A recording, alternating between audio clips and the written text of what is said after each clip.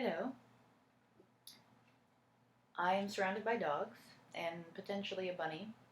And in the midst of my hostage situation, they've told me that I need to make a video to help people with their side body, the muscles on the side of your body, your intercostals, which are, if you sneeze too much or have to cough too much, you might pull those and it feels like you've broken a rib, but you really haven't. There's also the QL and all the muscles under here, like the pec minor and the muscles, also in the front of the body too, and the back of the body. They told me they need help with their golf swing and their batting, and that they've changed techniques and it's messing around with their body, improving their game, but they're not really strong enough. So yeah, I'm gonna make this video. It's very simple stuff. This video is made assuming that you've already warmed up your body in some way. So if you're not sure, check out one of my other videos. Do like the first few minutes or so.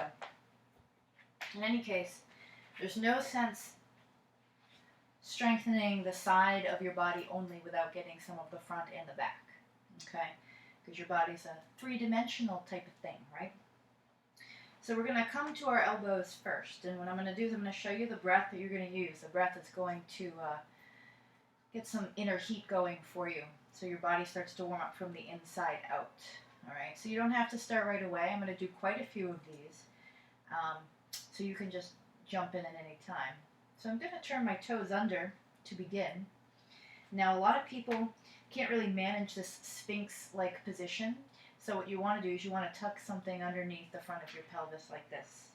Okay, so always protect the low back. A blanket, a pillow, even just a few face cloths, depending on how much you need. Elbows should always be somewhat in front of your shoulders, just a hair in front of your shoulders. And whenever you're in this position, don't let your shoulders come up here. So if that's happening, you probably need either a longer lever length, a shorter lever length back here, or you may need to do something like hold on to a block, which I'll show you later. Or you just need to take a rest, okay? Because if the rest of your body can't support you to the point where you're dumping into your shoulders, it's not worth doing the exercise. You need to do it right, because that way you do fewer and then you don't stress out your body. So inhale all the way down into the back of your body. Pretend like you can inhale into your butt, essentially. And as you exhale, draw from the pelvic floor up into the navel and then the ribs. And that's what it's going to look like once you start to tune in to your Bandha breath, or in this case I'll call it the bunny breath. So as you inhale, you're trying to fill up the body. And as you exhale, you're going to squeeze from, if you're familiar, Mula Bandha, or the pelvic floor, up the front of your sacrum, the front of your lumbar spine, and then traveling up the ribs, heart, and then out the throat. Now here's the thing. If your back is tweaky and you feel very disempowered when you're breathing and holding a position like this, and you're like, I don't want to inhale all the way into my belly because it makes it pooch out, because you're still working on strength. Just inhale a little more into the chest and the back of the body. Okay, so from here, you're going to inhale to pause, and you're going to exhale to engage, and then start to come up to your knees. Inhale at the top, maybe just into the heart or into the bunny, and then exhale, come down. Inhale, and then exhale. So you're trying to keep the neck long here. So I know the tendency when things are effortful is to clench your teeth. Exhale down, and to look down, and to hunch up the shoulders, even to make faces, right? Keep the effort where it belongs. It belongs a little bit in the upper body, a lot in the core, and try and release everything else. Now, if you want to, you can start coming up to the toes. So inhale, take a breath in, fill up the back of the body. See how that decreases the overarch in my spine. And as I exhale now, I'm really bringing up like a little elevator up the front of the spine. Maybe you come up here. Maybe. Inhale when you get there, and then exhale down so you're protecting yourself. And then inhale.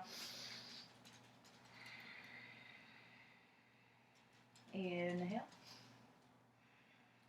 exhale. So the exhale is really where you need to put a lot of the effort. There's a bunny head under my shin. First world problems, right? Oh my god, my pet bunny has got underneath my legs. He likes it. All right, so if you want to make this more challenging, and again, you might be done and you might need a rest right now. Don't try to keep going just because you got to keep up with the video. This video can be used for long-term progress, okay? There's another way to do it. So as I inhale a lot through the back of my body more. I want to feel some space down by the sit bones. And then as I exhale, squeeze up and in. And then maybe I come up to here, pressing into all 10 of your toenails. The tendency is for the ankles to roll one way or the other, mainly because of the hip alignment for the most part. A lot of it's just a weakness. All right, so these are things that you can do to start.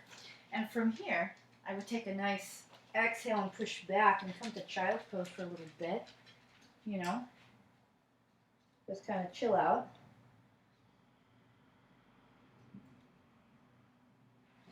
You can stay there a lot longer if you like. And then we get to the actual side body exercises, which Moxie's apparently going to help me with.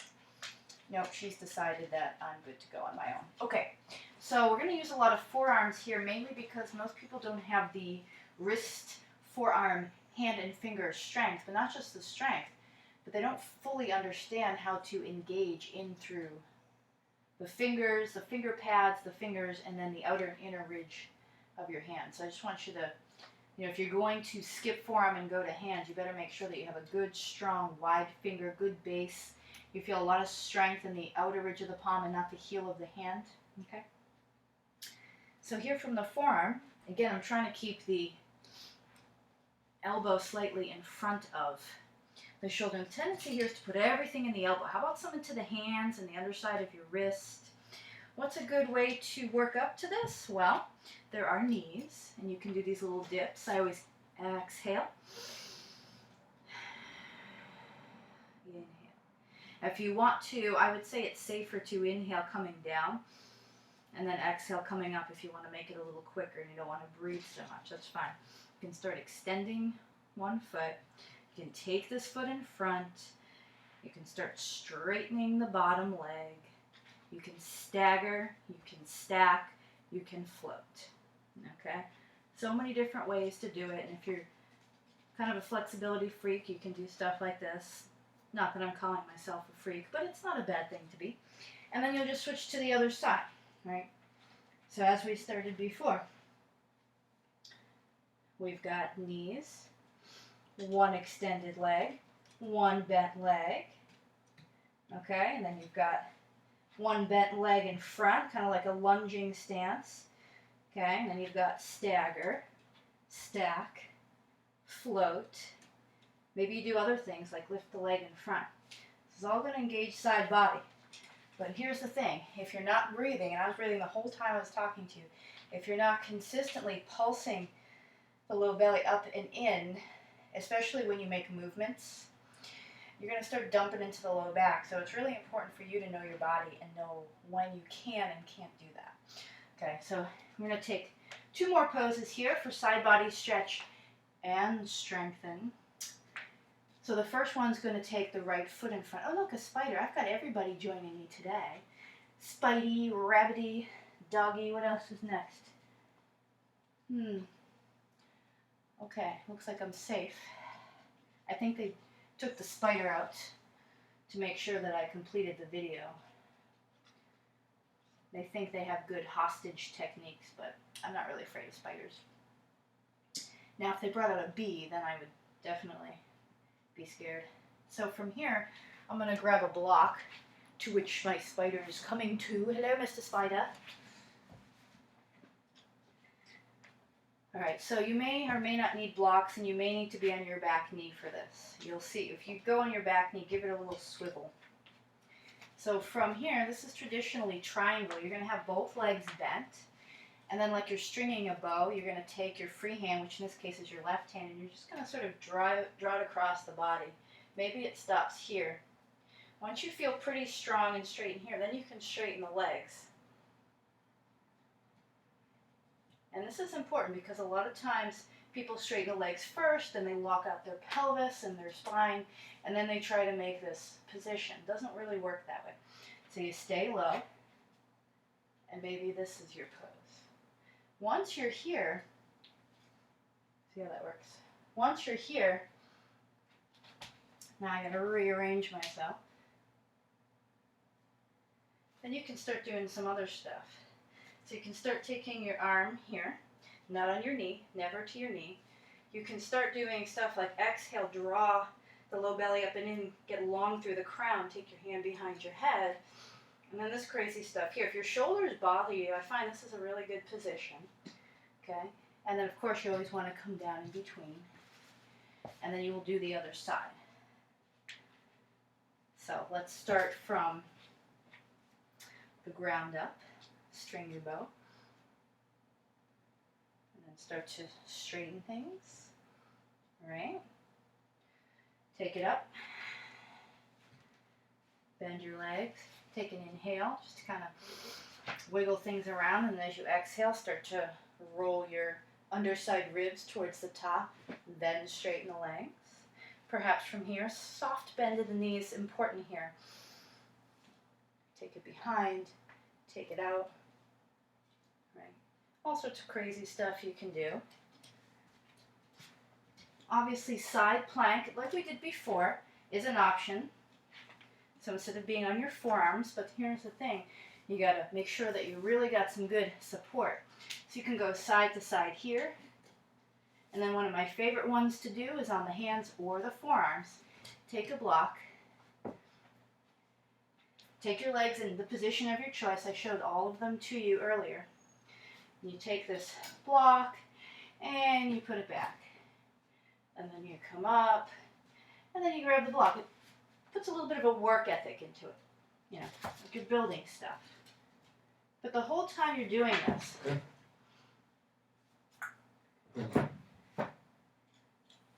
you're making sure that your support elbow isn't locked out. Okay? So that's really important. And then you'll do it on the other side too.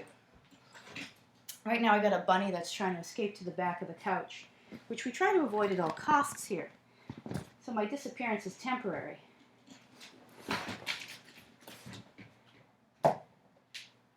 And now the bunny is saved. So those are just a few ideas of exercises that you can do. Padidasana, right here. There's a few ways you can do this. You can sort of sweep your arm around, and I find that there's a better stretch when your elbow's bent and you're kind of cradling your head in your hands. Notice I'm not walking this out. I could go further if I wanted to. Rolling my inner elbow away from me, so I'm externally rotating and getting the shoulder a little more stable. You can be out here too, I guess, but not everybody's shoulders are meant for all that stretching and extending. And then you just take it to the other side. You can do different things here. If you're looking for more side body strength, there's leg lift. There's also bending in, which I think is better for the hips, and then kicking out, and then maybe repeating the process. Okay?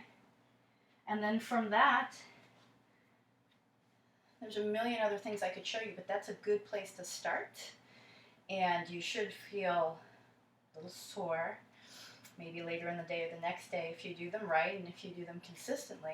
And then from there, you're going to get really strong in those side body muscles. Okay? And another thing that's important for your side body is breath.